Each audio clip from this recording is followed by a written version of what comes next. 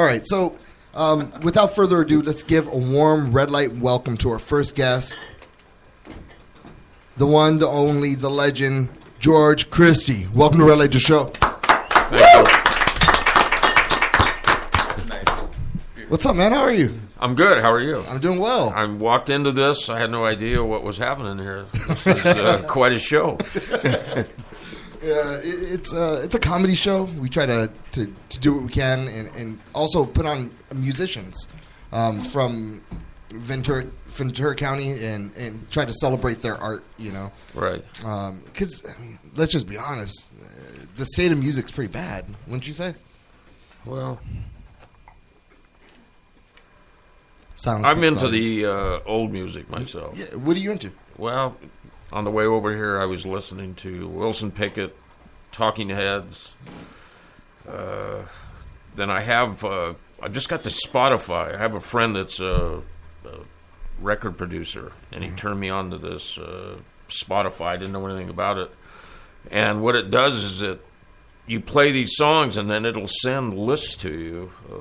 But I guess that's probably not that amazing for people that are into this. But for me, it's amazing. It's like they're reading my mind. All right, that's cool. Like, I love all music. Like, when I was growing up, my dad, he was a hippie, you know. Right. And so there's a lot of, you know, classic rock there. Right. And so, and my stepmom, she was really into oldies. And so it just, like, that's when my love for music started. And then I just loved everything that's came out except for the last freaking 10 years. Well, you know, up in the Bay Area, I wound up hanging out with a lot of people up there, the Grateful Dead. Oh, no. And that was a whole scene in itself. It's, you know, a traveling circus in a way. And so I became, you know, pretty good friends with Garcia. Jerry and I became pretty good friends, and the rest of the guys. But I had an exceptional close relationship with Jerry. He'd come down here. I'd pick him up at the airport and whatnot. And that's when you were up there in Oakland? Up in the Bay Area, yeah. Why did you end up coming? Like, why did you choose Ventura? Well, of all places? I was actually born here. Oh, you were? Yeah, I was born here. Grew up here.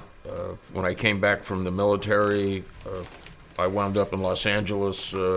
Became a member of Outlaw Motorcycle Club down there, and in 1978, grabbed a handful of guys and moved up here.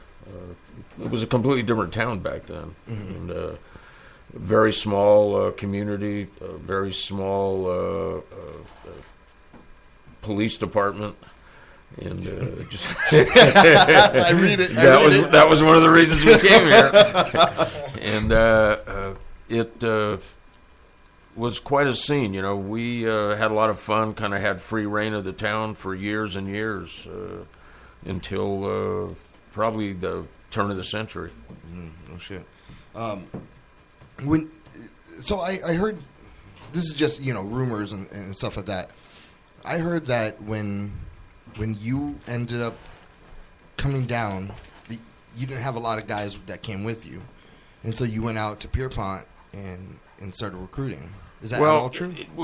It's not really true, but there is some substance to what you're saying. We came here with a handful of guys out of Los Angeles, and we were in the middle of a real shoot-'em-up war down there with another bike club, and we decided we would come down here and try to regroup a little bit. And what happened was a lot of the street gangs from around here, Midtown, Avenue Gangsters, Pierpont and whatnot, we started interacting with them, and a lot of the guys liked what they saw, and they started getting motorcycles, and eventually a lot of those guys started drifting over to the club. Now, certainly law enforcement had a different perception. They thought that it was some sort of hidden agenda we were doing, but the reality was those guys wound up liking to ride motorcycles, and that drew them to, you know, the outlaw bike lifestyle. Nice. When you guys, and this is all just curiosity, you know, when I was doing a little research, I noticed, you know, you guys started, your organization started as a community, like helping out the community a lot, community service. Well, yes and no. We were actually, at the end of the war in 1948, a lot of the guys that had come back in the Hell's Angel bomber unit and paratroopers and whatnot started riding bikes in Fontana. And that's where the club really originated, in San Bernardino, Fontana area. And initially, the club's name was a different name. It wasn't the Hells Angels. It was the pissed off bastards from Bloomingdale, called the Pooh Bobs. And then Otto Friedli and the other leader in the Pooh Bobs kind of had a falling out, and Otto grabbed about half the club, and that's when they became the Hells Angels. Nice. Did the community stop coming first? Well, and if it did, when? Well, we interacted with the community, but to be perfectly honest with you, we were a self-serving kind of organization. We were in it for partying and having fun and building motorcycles and riding and really kind of doing our own thing. Can you make a good living at that? Well, it depends what you're doing. There's a lot of avenues to venture off into. But, I walked into this world in 1966. There was a local club here called Question Marks, and they were one of the original 1% clubs.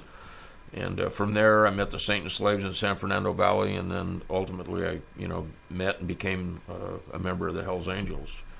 But, the lifestyle is a lot different now than it was back then. Back then, you couldn't walk into the Harley shop and buy a custom motorcycle. You had to build it, and if you didn't know how to build it, you weren't accepted by the culture that, was living that lifestyle. And it was strictly a real party type of lifestyle. It wasn't about controlling people or powers and whatnot. Now you've got a lot of these different clubs that are at odds with each other and fighting and whatnot. Back in the old days, if you got in a fight with somebody, you probably would wind up going to breakfast with them after the bar closed. A whole different scene.